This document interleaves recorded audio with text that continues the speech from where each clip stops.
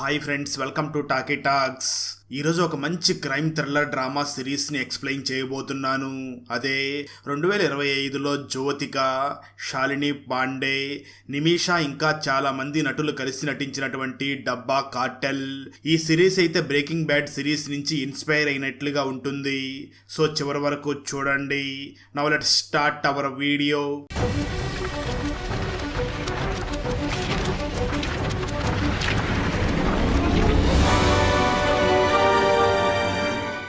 Open చేస్తే రాత్రి టైంలో పరుల్ మరియు జగ్జోత్ అనే ఇద్దరు కారులో వెళుతూ ఉండగా పరుల్ చాలా మత్తుగా డ్రైవ్ చేస్తూ యాక్సిడెంట్ చేస్తుంది. ఆ యాక్సిడెంట్ లో డ్రైవింగ్ చేస్తున్న పరుల్ స్పాట్ లోనే చనిపోగా ఆ యాక్సిడెంట్ స్పాట్ లోనే పోలీసులకి మొడెల్లా అనే ఒక మెడిసిన్ డబ్బా కనిపిస్తుంది. కొన్ని రోజుల తర్వాత వివా లైఫ్ అనే సొసైటీలో వివా లైఫ్ కంపెనీలో వర్క్ చేసే ఎంప్లాయీస్ అందరూ కలిసి జీవిస్తూ ఉంటారు.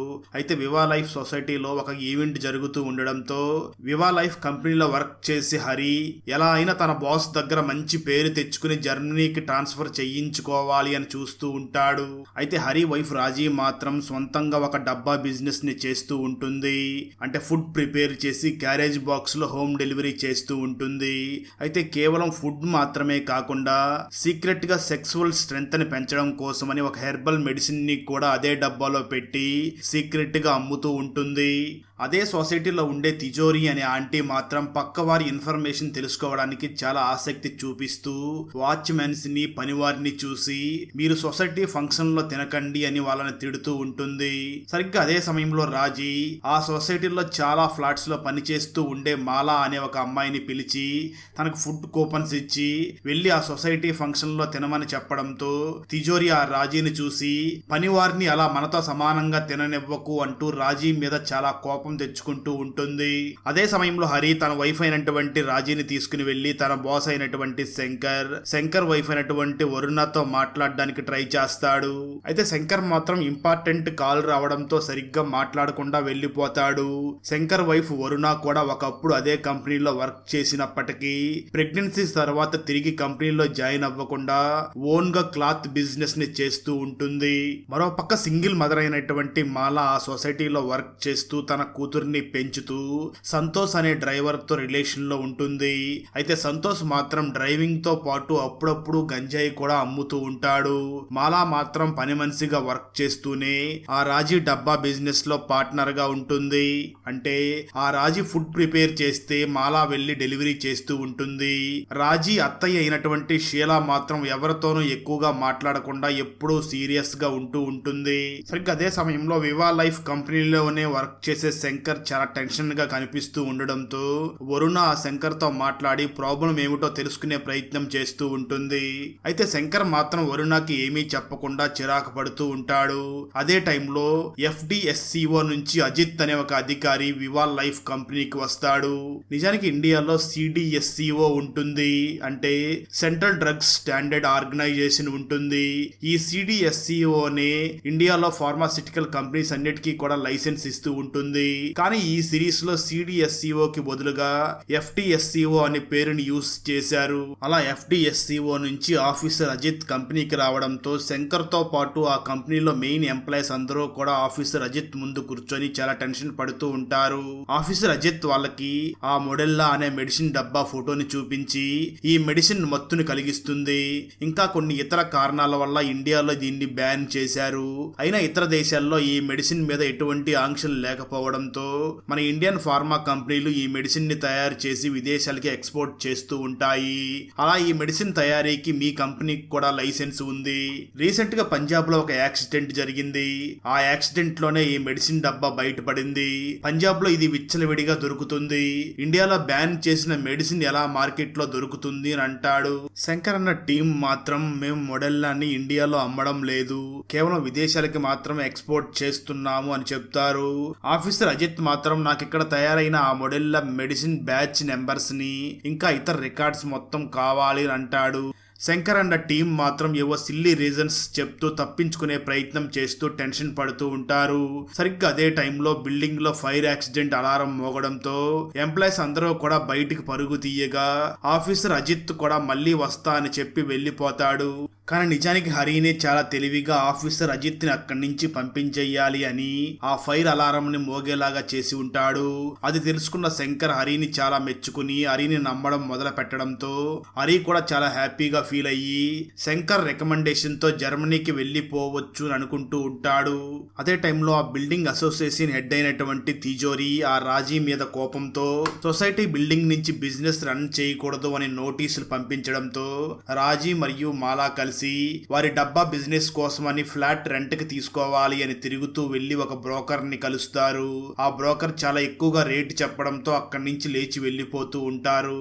అయితే ఆ బ్రోకర్ దగ్గర పనిచేసే షాహిదా అది చూసి రాజీ మరియు మాలాలని పక్కకి తీసుకుని వెళ్లి చాలా కాలంగా ఒక ఫ్లాట్ లోకి ఎవరో రెంట్ కి రావడం లేదు, ఆ ఫ్లాట్ కీస్ కూడా మా ఆఫీస్ లోనే ఉన్నాయి, ఆ ఫ్లాట్ రెంట్ కూడా 15,000 పైనే ఉంటుంది, మీరు నాకు నెలకి 10,000 ఇస్తానంటే మీకు నేను సీక్రెట్ గా ఆ ఫ్లాట్ కీస్ ఇస్తాను, ఆ రెంట్ కూడా నాకే ఇవ్వాల్సి ఉంటుంది అని చెప్పి తన బాస్ కి తెలియకుండానే ఆ ఫ్లాట్ ని రెంట్ కి ఇస్తుంది షాహిదా.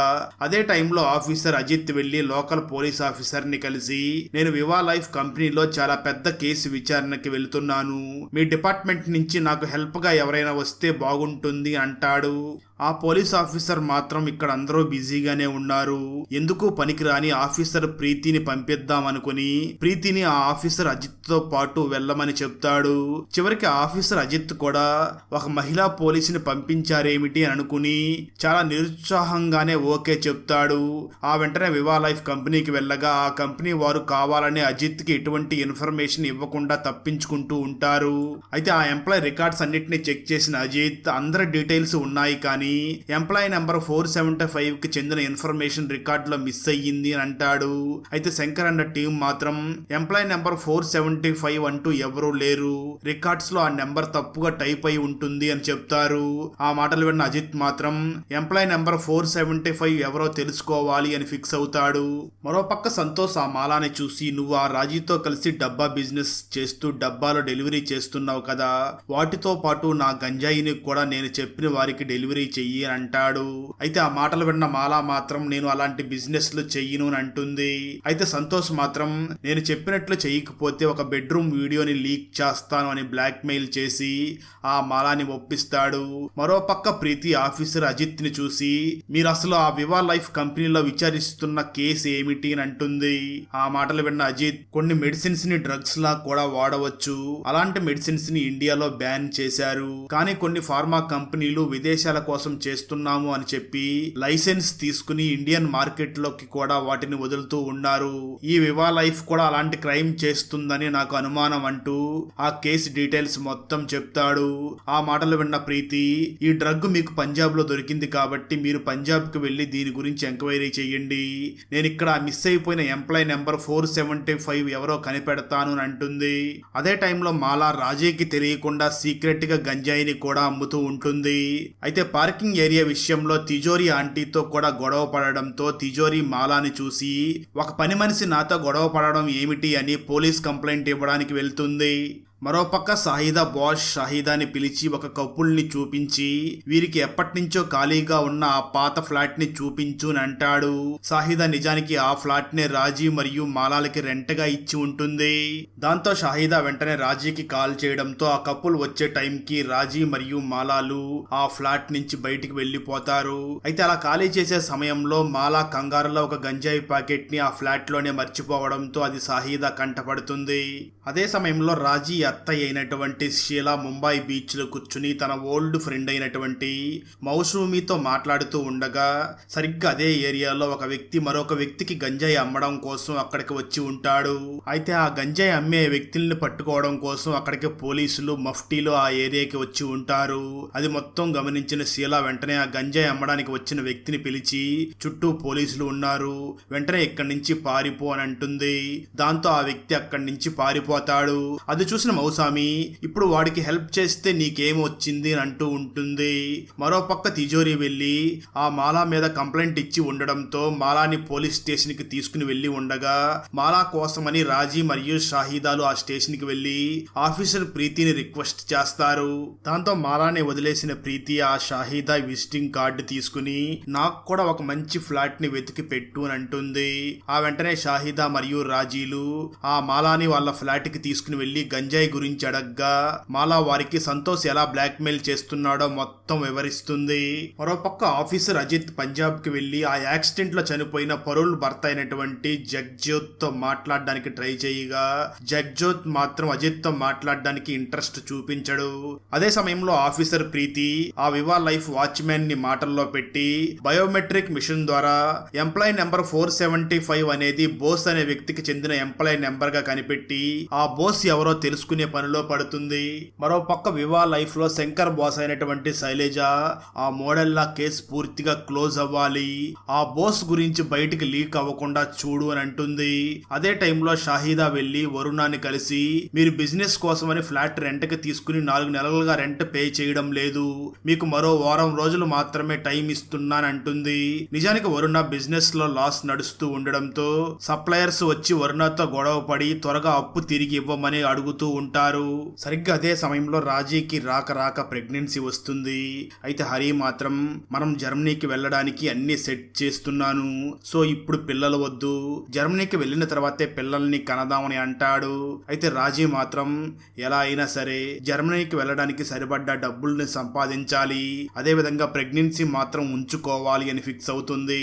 ఆ తర్వాత రోజు రాజీ మాలా మరియు సాహిద్ కలిసి సంతోష్ ఇచ్చే గంజాయి డెలివరీ చేస్తే బాగా డబ్బులు వస్తుంది కదా అని ఫిక్స్ అయ్యి సంతోష్ ని పిలిచి డీల్ మాట్లాడుకుని డబ్బు మీద ఆశతో గంజాయి డెలివరీ మొదలు పెడతారు. మరోపక్క ఆఫీసర్ ప్రీతి వెళ్లి తిజోరీని కలిసి మాటల్లో బోస్ గురించి అడగ్గా తిజోరీ మాత్రం బోస్ ఒకప్పుడు వివా లైఫ్ కంపెనీలోనే వర్క్ చేసేవాడు, మంచి సైంటిస్ట్, బాగా తెలివైన వాడు, కానీ ఇప్పుడు ఎక్కడ ఉన్నాడో తెలియదు అని అంటుంది. అదే సమయంలో రాజీ భర్త అయినటువంటి హరి శంకర్ తో కలిసి మాట్లాడుతూ ఉండగా పక్కనే ఆ కంపెనీలో మరొక ఇంపార్టెంట్ ఎంప్లాయ్ అయినటువంటి వినయ్ కూడా ఉంటాడు. సరిగ్గా అదే సమయంలో వినయ్ కి అతిథి అనే ఒక మహిళ నుంచి ఫోన్ కాల్ వస్తుంది. అయితే వినయ్ మాత్రం శంకర్ ని చూసి మా నర్సు ఫోన్ చేస్తుంది అని చెప్పి పక్కకి వెళ్తాడు. అయితే అది గమనించిన హరి మాత్రం ఫోన్ చేసింది జర్నలిస్ట్ అతిథి కదా, ఎందుకు శంకర్ సారికి అబద్ధం చెప్పాడు అని ఆలోచనలో పడతాడు. మరోపక్క రాజీ మాలా మరియు షాహిదాలు ఆ గంజాయి డెలివరీ చేస్తూ బాగా సంపాదిస్తూ ఉంటారు. అయితే అనుకోకుండా రాజీ దగ్గర ఎక్కువ డబ్బులు ఉండడం చూసిన రాజీ అత్తయ్య అయినటువంటి షీలా ఆ రాజీని అనుమానించడం మొదలు పెడుతుంది. అయితే సంతోష్ వచ్చి రాజీ అండ్ టీమ్ ని కలిసి వారికి గంజాయికి బదులుగా డ్రగ్స్ ఇచ్చి వీటిని డెలివరీ చెయ్యండి అని అంటాడు. దాంతో వారి మధ్య చిన్నపాటి వాదన జరిగి మాలా కోపంతో ఆ డ్రగ్స్ ప్యాకెట్ మొత్తాన్ని కూడా షింక్ లో కలిపేస్తుంది. అది చూసిన సంతోష్ వారిని బూతులు తిట్టి అది 40 లక్షల సరుకు, అది తిరిగి ఇవ్వకపోతే నాతో పాటు మీరు కూడా చస్తారు అని భయపడుతూ అక్కడి నుంచి వెళ్లిపోతాడు. మరోపక్క ఆఫీసర్ అజిత్ ఆ జగ్జోత్ ఇంటి ముందే తిష్ట వేసుకుని కూర్చోవడంతో అజిత్ పట్టుదలని చూసిన ఆ జగ్జోత్ వచ్చి అజిత్ ని కలిసి ఈ మీడియా వాళ్ళు నా భార్య ఒక డ్రగ్ ఎడిక్ట్ అని రాస్తున్నారు, కానీ ఆ మోడల్లా డ్రగ్ ని నా భార్యకి ఒక హాస్పిటల్లో డాక్టర్ నడుము నొప్పికి ముందుగా రాశాడు అని ఆ డాక్టర్ డీటెయిల్స్ ని మరియు డాక్యుమెంట్స్ ని ఇస్తాడు.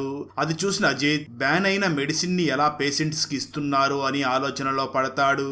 ఆ రోజు రాత్రి చవాన్ అనే ఒక డ్రగ్ డీలర్ వచ్చి రాజీ అండ్ టీమ్ ని కలిసి ఆల్రెడీ సంతోష్ గడి పని పూర్తి చేసి వచ్చాను, మీరు సింక్ లో కలిపేసిన డ్రగ్స్ నావే, ఆ 40 లక్షలకు బదులుగా ఇకపై మీరు నా డ్రగ్స్ ని మీ డబ్బాల్లో పెట్టి డెలివరీ చెయ్యాలి అని అంటాడు. అదే టైంలో రాజీ అత్తయ్య షీలా కూడా అక్కడికి వచ్చి జరుగుతున్నది మొత్తం తెలుసుకుని ఆ చవాన్ చెప్తున్న డీల్ కి ఓకే చెప్పి చవాన్ వెళ్లిపోయిన తర్వాత రాజీ అండ్ టీమ్ ని చూసి మీరు ఎప్పట్లాగే డబ్బా బిజినెస్ ని చెయ్యండి, చవాన్ సరుకుని నేను సప్లై చేస్తాను అని అంటుంది. నిజానికి షీలా ఒకప్పుడు అతి పెద్ద ముంబై మాఫియా డాన్ దగ్గర రైట్ హ్యాండ్ గా వర్క్ చేసి ఆ తర్వాత అన్ని వదిలేసి సాధారణ జీవితాన్ని కొనసాగిస్తూ ఉంటుంది. మరోపక్క అజిత్ వెళ్లి ఆ మోడల్లాన్ని ప్రిస్క్రైబ్ చేస్తున్న డాక్టర్ గురించి ఎంక్వైరీ చేస్తూ ఉంటాడు.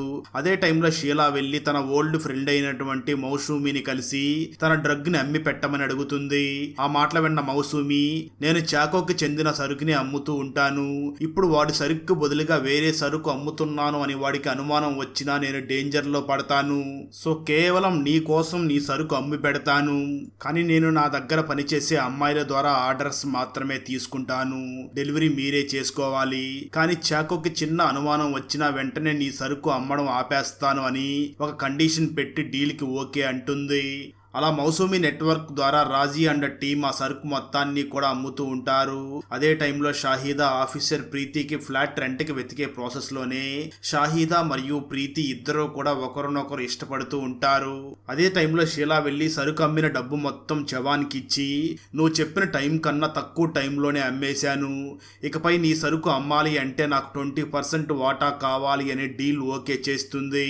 కానీ రాజీ మాత్రం మనం వాడికి చేసిన లాస్కి సరిపోయే సరుకు అమ్మేశాం కదా, ఇంకా ఎందుకు వాడు సరుకును అమ్మాలి అనుకుంటూ ఉంటుంది. కానీ మాలా మరియు షాహిదా మాత్రం 3 కేజీల సరుకు అమ్మితే 60 లక్షల లాభం వస్తుంది అని ఆలోచిస్తూ ఉంటారు. వెంటనే డెలివరీ కోసం చాలా మంది మహిళల్ని జాబ్ లోకి తీసుకుని పెద్ద స్థాయిలో డబ్బాలు డెలివరీ చేస్తూ సంపాదించడం మొదలు పెడతారు.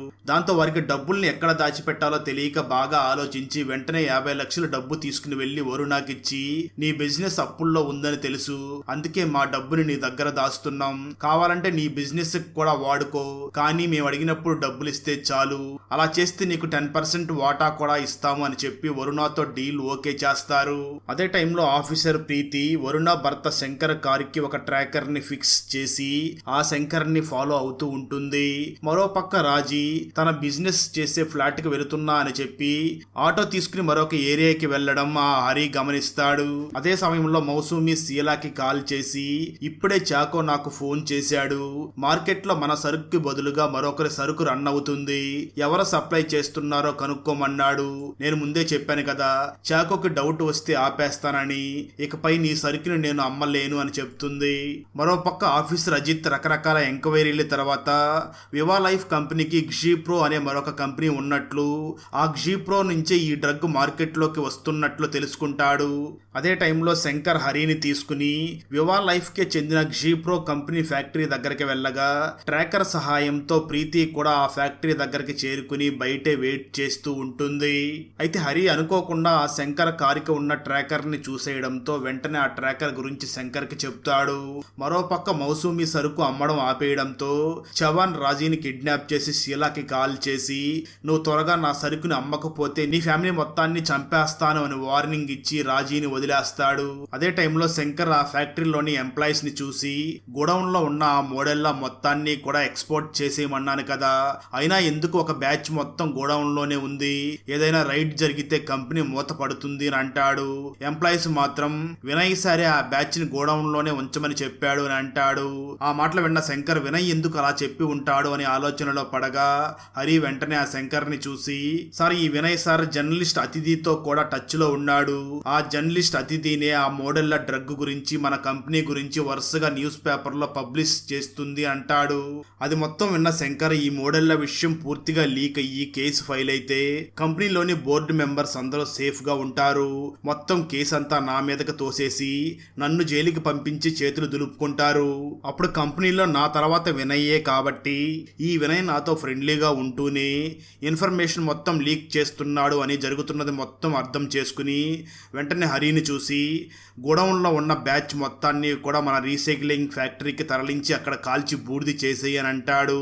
దాంతో హరి లారీలో మోడల్లాన్ని పెట్టుకుని ఆ రీసైక్లింగ్ ఫ్యాక్టరీ దగ్గరికి బయలుదేరగా అది చూసిన ప్రీతి లోకల్ పోలీస్ స్టేషన్ కి వెళ్లి అబద్ధాలు చెప్పి, నా దగ్గర సెర్చ్ వారెంట్ ఉంది, వెంటనే గ్జీప్రో కంపెనీ లారీని ఆపండి అని చెప్పి సిటీలోని పోలీసులందరికీ కూడా ఇన్ఫర్మేషన్ పాస్ చేస్తుంది. అయితే ప్రీతి దగ్గర లుకౌట్ నోటీస్ జారీ చేయడానికి పై అధికారులు పర్మిషన్ లేదు అని తెలుసుకుని తన పై అధికారులు ప్రీతిని బాగా తిట్టి వార్నింగ్ ఇస్తారు. అలాగే ప్రీతి చేసిన పని వల్ల ఆఫీసర్ అజిత్ ని కూడా ఆ FDSCOలోని ఇన్వెస్టిగేషన్ జాబ్ నుంచి నార్మల్ ఆఫీస్ డెస్క్ జాబ్ కి ట్రాన్స్ఫర్ చేసేస్తారు. హరి మాత్రం ఆ మోడల్లాన్ని తగలబెడితే కంపెనీకి నష్టం అని ఆలోచించి శంకర్ కి చెప్పకుండా ఆ మోడళ్ల డ్రగ్ బ్యాచ్ మొత్తాన్ని కూడా స్పీకర్ బాక్సుల్లో పెట్టి ఆ స్పీకర్ బాక్స్ లో ఉన్న లారీని వాళ్ళ సొసైటీ బిల్డింగ్ దగ్గరకు తీసుకుని వచ్చి పార్కింగ్ చేయిస్తాడు. స్టోరీ 1992కి వెళుతుంది. ఒక పోలీస్ ఆఫీసర్ వెళ్ళి మౌసూమిని బాగా కొట్టి కాశీ ఎక్కడ, దాన్ని ఎక్కడ దాచావు అంటూ టార్చర్ పెట్టి అది షకీల్ బాయ్ మనుషుల్ని చంపింది, అది ఎక్కడ ఉందో చెప్పు అని అంటూ ఉండడంతో కాశీ అక్కడికి వచ్చి ఆ పోలీస్ ఆఫీసర్ ని గన్నుతో కాల్చి చంపేసి వాటన్నిటిని కూడా వదిలేసి దూరంగా వచ్చేసి కాశీనే ఇప్పుడు శీల అనే పేరుతో బ్రతుకుతూ ఉంటుంది. మరో పక్క షహీదా మరియు ప్రీతిలు రిలేషన్షిప్ లో ఉంటూ ఈ దేశం వదిలి దూరంగా వెళ్లిపోయి బ్రతుకుదామని అనుకుంటూ ఉంటారు. ఆ వెంటనే చవాన్ దగ్గర నుంచి సరుకు అమ్మమని ఒత్తిడి పెరుగుతూ ఉండడంతో వరుణతో సహా అందరూ కలిసి సరుకుని ఎలా అమ్మాలి అని ఆలోచిస్తూ ఉంటారు. అదే సమయంలో తిజోరి పార్కింగ్ ఏరియాలో ఉన్న స్పీకర్స్ లారీని చూసి ఆ హరిని అడగకుండానే గణపతి మండపంలో వాడుకోవడానికి స్పీకర్స్ అన్నిటినీ కూడా తరలిస్తుంది. అది చూసిన హరి చాలా టెన్షన్ పడుతూ ఉండగా మరోపక్క వరుణ ఆ వినయ్ తో క్యాజువల్ గా మాట్లాడుతూ మాటల్లో ప్రెగ్నెన్సీ తర్వాత వివా లైఫ్ కంపెనీ వరుణాన్ని తిరిగి మళ్ళీ కంపెనీలోకి తీసుకోవాలి అని చూసినా శంకరే వరుణకి జాబ్ చేయడం ఇష్టం లేదు అని అబద్ధం చెప్పాడు అని తెలుసుకుని శంకర్ మీద చాలా కోపం తెచ్చుకుంటుంది. ఇదే విషయం శంకర్ ని అడగ్గా శంకర్ మాత్రం నీకు కంపెనీని హ్యాండిల్ చేసే అంత క్యాపబిలిటీ లేదు అంటూ ఆ వరుణని తిడుతూ ఉంటాడు. అదే సమయంలో వరుణ అనుకోకుండా ఆ పార్కింగ్ ఏరియాలో ఉన్న ఆ మోడల్ల డ్రగ్ ఉన్న ఆ లారీని గమనించి దాన్ని అనుమానించడం మొదలు పెడుతుంది. ఆ తర్వాత రోజు శీల అండ్ గ్యాంగ్ ని కలిసిన వరుణ మీరిచ్చిన డబ్బును నేను నా బిజినెస్ లో ఖర్చు పెట్టాను, దాన్ని వెంటనే తిరిగి ఇవ్వలేను, కానీ ఒక ఐడియా మాత్రం ఇవ్వగలను. మౌసూమి బాస్ చాకోకి అనుమానం వచ్చింది అని మౌసూమి మీ సరుకు అమ్మడం ఆపేసింది, కానీ ఒకే రకం సరుకు అమ్మితేనే కదా మౌసూమికి ప్రాబ్లం అవుతుంది. దానికి బదులుగా అంటే చాకో గ్యాంగ్ అమ్ముతున్న సరుకుకి భిన్నంగా ఉండే సరుకు అమ్మితే చాకో నుంచి మౌసూమికి ఎటువంటి ప్రాబ్లం ఉండదు. మోడెల్లా అనే మెడిసిన్ మీ సరుకులో సరైన మోతాదులో కలిపి ఒక కొత్త రకమైన సరుకుని తయారు చేయవచ్చు. అది రెగ్యులర్ సరుకు కన్నా కూడా పవర్ఫుల్, బాగా ఎక్కువ రేటుకి కూడా వెళ్తుంది అని ప్లాన్ చెప్పి అందుకు కావలసిన మోడల్లని కూడా శంకర్ మరియు హరి కలిసి మన అపార్ట్మెంట్ పార్కింగ్ ఏరియాలో ఉన్న వ్యాన్ లో ఇంకా గణపతి మండపంలో ఉన్న స్పీకర్ లోనే పెట్టారు. ముందుగా వాటిని దొంగలించాలి అని అంటుంది. దాంతో చాలా తెలివిగా రాజీ అండ్ టీం కలిసి ఆ స్పీకర్ లో ఉన్న మోడెల్లాని మొత్తాన్ని కూడా దొంగలిస్తారు. వరుణ వెంటనే వెళ్లి బోస్ అనే పాత ఎంప్లాయ్ ని కలిసి నీ మీద తప్పుడు కేసులు పెట్టి కంపెనీ నుంచి తొలగించారు అని నాకు తెలుసు, నువ్వు చాలా నష్టపోయావు, మాతో చేతులు కలిపి మోడెల్లాని యూస్ చేసి కొత్త రకం సరుకుని తయారు చేసి పెట్టు, నీకు కూడా పెద్ద మొత్తంలో డబ్బు ఇస్తారు అని అంటుంది. బోస్ మాత్రం నేను అన్ని కంపెనీ ఆర్డర్స్ ప్రకారమే చేశాను అని నిరూపిస్తే నా మీద కేసులన్నీ కొట్టేస్తారు. సో నీ భర్త మెయిల్ ఐడి నుంచి నాకు కొన్ని మెయిల్స్ ని ఫార్వర్డ్ చేస్తేనే నేను ఈ డీల్ కి ఒప్పుకుంటానని అనడంతో శంకర్ చిక్కుల్లో పడే అవకాశం ఉంది అని తెలిసి కూడా వరుణ అందుకు ఓకే చెప్తుంది. మరోపక్క ఆఫీసర్ అజిత్ ట్రాన్స్ఫర్ అయినప్పటికీ ఆ వివా లైఫ్ కి సంబంధించిన రికార్డ్స్ అన్నిటినీ కూడా తవ్వి బయటికి తీస్తూ ఉంటాడు. బోస్ వెంటనే రాజీ అండ్ టీమ్ తో కలిసి కొత్త సరుకుని చేసి ఇవ్వడంతో వరుణ కూడా శంకర్ మెయిల్ ని బోస్ కి ఇస్తుంది. అయితే బోస్ అండ్ టీం చేసిన సరుకు కూడా రెగ్యులర్ సరుకు లాగానే కనిపిస్తూ ఉండడంతో దీనికి ఎవరు ఎక్కువ డబ్బులు ఇస్తారో అని ఆలోచించి దానిలో గ్రీన్ ఫుడ్ కలర్ ని కలిపి సరుకు గ్రీన్ కలర్ లోకి మార్చుతారు. అదే టైంలో ఆఫీసర్ ప్రీతి మరియు అజిత్ కలిసి ఆ మోడెల్లా డ్రగ్ కేసుని విచారించారు కాబట్టి ఆ స్పీకర్స్ లో ఉండవలసిన మోడెల్లాని కూడా ప్రీతినే మాయం చేసిందేమో అనే అనుమానంతో హరి ఆ ప్రీతిని ఫాలో అవుతూ ఉంటాడు. ఆ వెంటనే మౌసూమి శీల అలియాస్ కాశీ తయారు చేసిన కొత్త సరుకును చూసి దాన్ని అమ్మడానికి ఒప్పుకుంటుంది. అలా కొత్త సరుకు సిటీ మొత్తం బాగా స్ప్రెడ్ అవుతూ ఉంటుంది. అదే టైంలో అనుకోకుండా ప్రీతికి ఆ షాహిదా మాటల్ని బట్టి షాహిదాకి వరుణకి మధ్య పరిచయం ఉన్నట్లుగా తెలిసిపోతుంది. మరోపక్క ఆఫీసర్ అజిత్ ప్రీతిని కలిసి నేను ఒక కొత్త విషయాన్ని కనిపెట్టాను, ఏ ఫార్మా కంపెనీ అయినా కొత్త మెడిసిన్ ని మార్కెట్లోకి తీసుకుని రావాలి అంటే ముందు దాన్ని కొంతమంది మీద టెస్ట్ చేయాలి, ఆ రిపోర్ట్స్ మా డిపార్ట్మెంట్ కి సబ్మిట్ చేయాలి. కానీ ఈ వివా లైఫ్ ఎటువంటి టెస్ట్ ట్రయల్స్ చేయకుండా కొంతమంది మనుషుల్ని ఇన్ఫర్మేషన్ ఇచ్చి వారి మీద మేము టెస్ట్ చేసామని తప్పుడు రిపోర్ట్స్ ఇచ్చారు.